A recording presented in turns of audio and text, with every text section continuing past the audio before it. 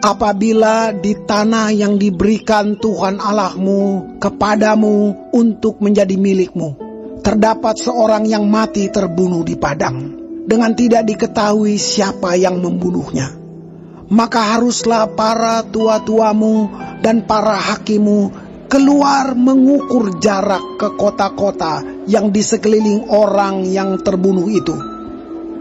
Kota yang ternyata paling dekat dengan tempat orang yang terbunuh itu.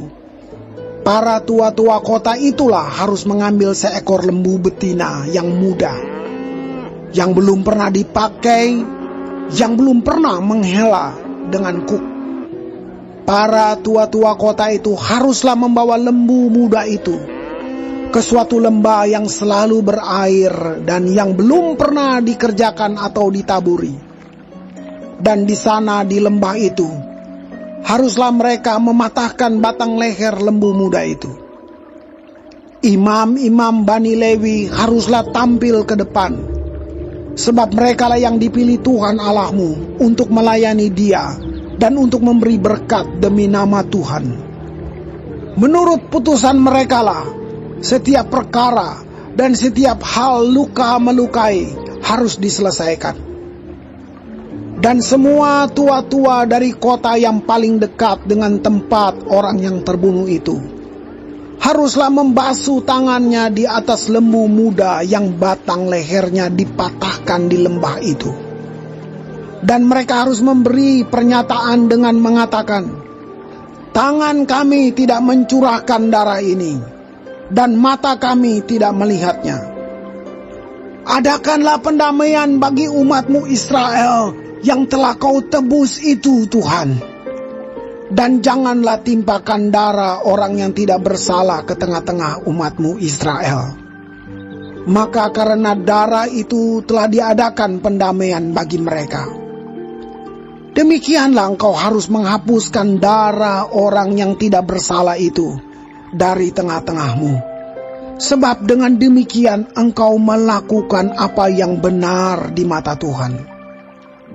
Apabila engkau keluar berperang melawan musuhmu, dan Tuhan Allahmu menyerahkan mereka ke dalam tanganmu, dan engkau menjadikan mereka tawanan, dan engkau melihat di antara tawanan itu seorang perempuan yang elok, sehingga hatimu mengingini dia, dan engkau mau mengambil dia menjadi istrimu, maka haruslah engkau membawa dia ke dalam rumahmu. Perempuan itu harus mencukur rambutnya, memotong kukunya, menanggalkan pakaian yang dipakainya pada waktu ditawan, dan tinggal di rumahmu untuk menangisi ibu bapanya sebulan lamanya. Sesudah demikian, bolehlah engkau menghampiri dia dan menjadi suaminya, sehingga ia menjadi istrimu.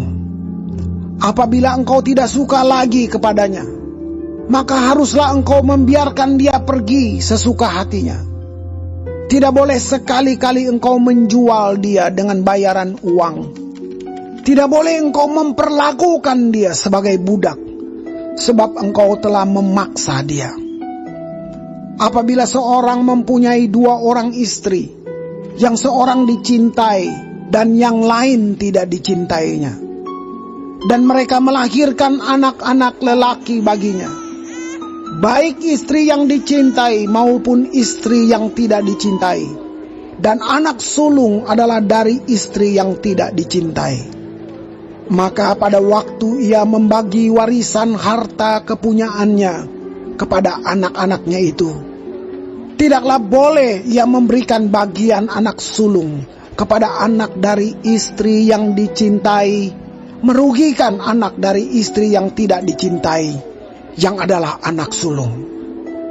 Tetapi ia harus mengakui anak yang sulung, anak dari istri yang tidak dicintai itu, dengan memberikan kepadanya 2 bagian dari segala kepunyaannya. Sebab dialah kegagahannya yang pertama-tama, dialah yang empunya hak kesulungan. Apabila seseorang mempunyai anak laki-laki yang degil dan membangkang, yang tidak mau mendengarkan perkataan ayahnya dan ibunya, dan walaupun mereka menghajar dia, tidak juga ia mendengarkan mereka. Maka haruslah ayahnya dan ibunya memegang dia dan membawa dia keluar kepada para tua-tua kotanya di pintu gerbang tempat kediamannya. Dan harus berkata kepada para tua-tua kotanya, "Anak kami ini degil dan membangkang. Ia tidak mau mendengarkan perkataan kami. Ia seorang pelahap dan peminum." Maka haruslah semua orang sekotanya melempari anak itu dengan batu sehingga ia mati. Demikianlah harus kau hapuskan yang jahat itu dari tengah-tengahmu. Dan seluruh orang Israel akan mendengar dan menjadi takut.